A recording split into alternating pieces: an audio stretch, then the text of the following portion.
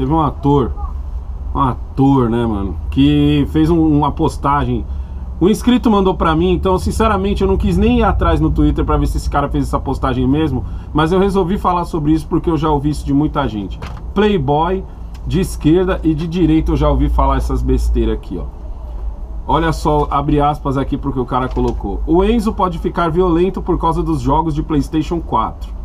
Mas o João, que cresceu na favela, sem pai, sem comida, sem condições básicas de vida, vendo confrontos diários entre polícia e bandido, vai viver a vida do crime porque quer?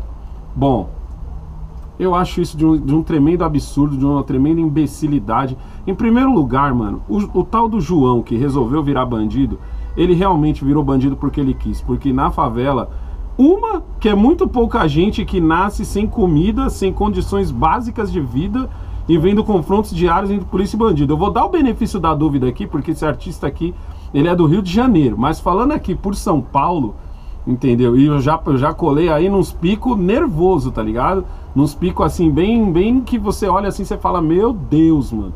Entendeu? Eu vou falar pra você o seguinte, mano. Eu, Alessandro, cresci entre a Vila Prudente e a Moca. Eu fui conhecer o que era a periferia quando eu já tinha 16 anos, ou seja, eu já tava grande já. Tinha 16 anos, que foi quando eu mudei pra cidade de Tiradentes, e eu posso afirmar pra você que aqui no caso aqui, como ele tá falando do menor que cresce sem pai, o menor que cresce sem pai, ele cresce, mano, aos olhos de uma mãe que é fogo na bomba. Eu tô mentindo, Cleide? Não, porque as mães da periferia... Assim. Aí, ó, um bom exemplo aqui, ó, de quem foi criada sem pai aqui, ó. Entendeu? E minha mãe sempre trouxe eu e minha irmã na linha ali, exatamente. ó. Conta aí um pouco da sua história. A mãe da Cleide veio pra cá, pra São Paulo, com as meninas, vocês tinham 5, 6 anos? Então, nós nascemos no Piauí, estado do Piauí. E com 9 anos, a minha irmã com 8 anos, meu pai foi embora, arrumou uma outra pessoa, abandonou, de certa forma abandonou a família. Minha mãe não trabalhava, ela era dona de casa. E ele foi embora e minha mãe precisava viver, precisava se sustentar. E aí ela resolveu vir tentar a vida aqui em São Paulo. Tô pulando um monte de coisas, tá? Mas basicamente porque essa história é gigante. É longa. Essa história é gigante. É longa. Dona Lúcia, mano, é um exemplo. Vida aqui em São Paulo. É. E aqui foi só, a gente sempre fala, era eu, ela e minha irmã. Lógico, tinha os meus tios que vinham e minha família é muito essa questão do nordestino em São Paulo. Sabe, na época que o nordestino vinha, trabalhava na construção civil, ficava um ano, fazia uma grana e mandava a grana pra lá. Voltava pra casa pra construir. Era o que meu tio fazia. Ele construía a casa da minha avó e essa foi a vida deles. O Piauí pode ser isso daí, ó, na quebrada lá onde você morava. Hoje em dia não. Hoje em dia a Barras tá melhor, mas tipo lá, que nem você falou, lá o chicote estralava mesmo, por isso Dona Lúcia veio pra São Paulo. Dona Lúcia, mano, Dona Lúcia era uma... Dona Lúcia, eu vou falar pra você, Dona Lúcia parecia um general quando eu conheci a Cleide. Minha mãe era triste. Tá ligado? Dona Lúcia, mano, ela era tipo aquelas mulheres, mano, ela era zoada, ela era meio caminhoneirona assim, brava pra caramba, brava. No momento em que eu casei com a Cleide, Dona Lúcia, eu entrei na igreja, Dona Lúcia era uma, eu saí da igreja, Dona Lúcia já era outra. Dona Lúcia rejuvenesceu 10 anos. Na saída da igreja, Dona Lúcia tava 10 anos mais nova. Vocês têm uma ideia, minha mãe era tão brava que o Alessandro, quando a gente começou a namorar, ele falou, eu vou falar com a sua mãe. Vou pedir, namorar, ele queria falar pra minha mãe que a gente tava namorando. Eu falei, não, enrolando ele, não, Alessandro, deixa minha mãe pra lá. A Dona Lúcia era sangue nos olhos. Minha mãe era, então a gente foi Dona Lúcia enrolando. A faca.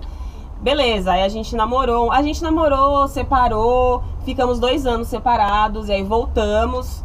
E aí a gente ficou 1 ano junto, namorando, e aí ele quis casar. Ai, vamos casar. Eu falei, não, Alessandro, casar agora, tá cedo. Não, vamos casar, vou falar com a sua mãe. Eu falei, não. E eu enrolando ele, um belo dia ele me apareceu lá na minha casa. Minha mãe... Pensei que ela ia puxar um facão, mano, na moral. Sentou lá no sofá. A Vera, sangue nos olhos, velho. Sentou lá no sofá. Dona Lúcia, eu preciso falar com a senhora. Aí minha mãe... Você é o Alessandro? Como a gente tinha namorado, ele tinha feito besteira. Você é o Alessandro? Sou o Alessandro. Você é aqui na minha casa de novo? Aí ele, Dona Lúcia, eu vim aqui pra pedir a mão da sua filha. A mão da sua filha em casamento. Sabe o que a minha mãe falou pra ele? Eu não quero nem ouvir essa história, eu só quero que você não faça minha filha sofrer. Pegou e levantou e foi pro quarto. E aí não quis nem saber. E aí eu falei, pronto, vamos embora que senão ela vai puxar o facão. Essa velha é maluca, mano. Mas aí quando a gente entrou... A gente foi correr atrás de tudo. A gente continuou namorando, aí juntamos dinheiro, compramos o apartamento e as coisas foram acontecendo. E aí, quando eu falei... As coisas foram acontecendo. A gente saiu da igreja, essa mulher já era outra. Não, as coisas foram acontecendo. A gente saiu da igreja. As coisas foram acontecendo, ela viu. Não, ela nem atrapalhou e nem ajudou. Ela nem atrapalhou e nem ajudou. Ela deixou as coisas acontecerem. Saiu da igreja, essa mulher rejuvenesceu 10 anos. 10. E aí, no dia que eu falei assim, mãe, a gente vai casar tal dia. A gente vai casar tal dia. Essa mulher, o primeiro sorriso dela foi quando eu disse sim e tirei a Cleide de dentro da igreja. Foi o primeiro sorriso que essa mulher deu pra mim. Eu falei assim, mãe, a gente vai casar tal dia. Só que a gente não vai fazer festa porque a gente não tem dinheiro. Mas a gente vai casar na igreja e depois a gente vai pra casa. É isso aí. Aí ela falou, não, eu vou dar a festa pra vocês. E aí ela fez um churrasco, ela fez uma festa. Nesse momento, ela me entregou pro Alessandro. Nesse momento ela voltou a viver. Ele cagou no dia. No dia do casamento, eu cheguei atrasado. Ele cagou. Eu cheguei primeiro do que ele. E minha mãe lá, esperando lá. Eu sabia! O que o Alessandro tá fazendo que não chegou ainda? Não foi? Aí depois... Ela tava macha. Quando eu saí, a Vera era só sorriso. Quando a gente saiu da igreja, a Vera era só sorriso. Tem uma foto. Eu vou pôr uma foto do dia do nosso casamento. Que eu tô assim de frente, aí o Alessandro, a gente tá assim, e ela tá olhando assim com uma carinha de ai meu Deus, agora agora já era. Agora já era. Agora... Mas é porque eu sempre ela olhou com uma cara de agora eu posso voltar a viver. Ó. Ela é igual a mãe do João aqui, ó. Mas o João que cresceu na favela, sem pai, sem comida, sem condições básicas de vida, vendo confrontos diários entre polícia e bandido, vai pra vida pro crime porque ele quer. Ele vai pra vida pro crime porque ele quer sim. Caralho. Entendeu? Porque esse mesmo porra desse João aqui, ele é o mesmo que vai assaltar o José, que cresceu na casa ao lado dele. É uma coisa, isso aqui é legal falar isso, porque isso aqui rola no cara rico de esquerda e no cara de direita. Esse ator que falou essa merda aqui, ele não é rico. O Digão falou que ele é atormentado. Ele é atormentado. Ele é atormentado. Ele fala isso porque ele quer fazer uma presa entre os riquinhos, ao invés de chegar e falar a real, falar, filhão, na moral, o pessoal que cai no crime cai porque é safado, cai porque é sem vergonha mesmo. Entendeu? Porque a maioria dos caras vai na boa. E quando eu digo a maioria, eu tô falando assim, de 100, 99. É esse tipo de maioria que eu tô falando. Eu não tô falando assim de 10 salva 2, 3, não. É de 100, 99 vão pro caminho certo. Entendeu? E o cara que é criado sem pai, esse cara é criado com muito mais rigor do que às vezes o cara que é criado com o pai. A dona Lúcia é um ótimo exemplo disso. Entendeu? A minha mãe, antes de ficar com meu pai, outro ótimo exemplo disso. Entendeu? Então esse papo aqui de o Enzo, eu também sou contra essa parte aí, porque esse negócio de jogar jogo violento, isso aí eu acho a derrota, esse diálogo aí também, de falar, o cara vai ficar violento porque ele jogou um Play 4. Eu acho isso um absurdo, meus filhos jogam GTA desde que nasceram, entendeu? Isso cabe aos pais colocar regras, como eu já disse aqui em outros vídeos. O Jamal jogava GTA com um monte de regras, ele veio entender o que era o GTA quando ele já estava grande, porque eu tava ali do lado dele jogando com ele. Agora esse papo de o menino da favela, ele virou bandido porque ele não tinha comida. E os que viram policial? Me explica aí. E os que também crescem sem pai, no meio, às vezes assim, como eu tô dizendo aqui também, o cara tá falando do Rio, entendeu? Eu tô dizendo a minha realidade de São Paulo, porque a minha cidade de Tiradentes, que eu amo tanto, também era pintada como o fim do mundo, até eu chegar lá com 16 e ver que ali era o melhor lugar do mundo, como eu já falei aqui várias vezes, entendeu? Tudo bem, a realidade dele ali do Rio, mas eu queria entender o seguinte, e os moleques que também crescem na periferia e vira policial? E muitas vezes tem essa mesma vivência de tá passando um perrengue em casa, de pegar latinha. E quantos carroceiros eu já não vi, já mostrei pra Cleide, o cara é carroceiro, entendeu? E ele leva o filho em cima da carroça, o filho ajuda ele, cresce e tal.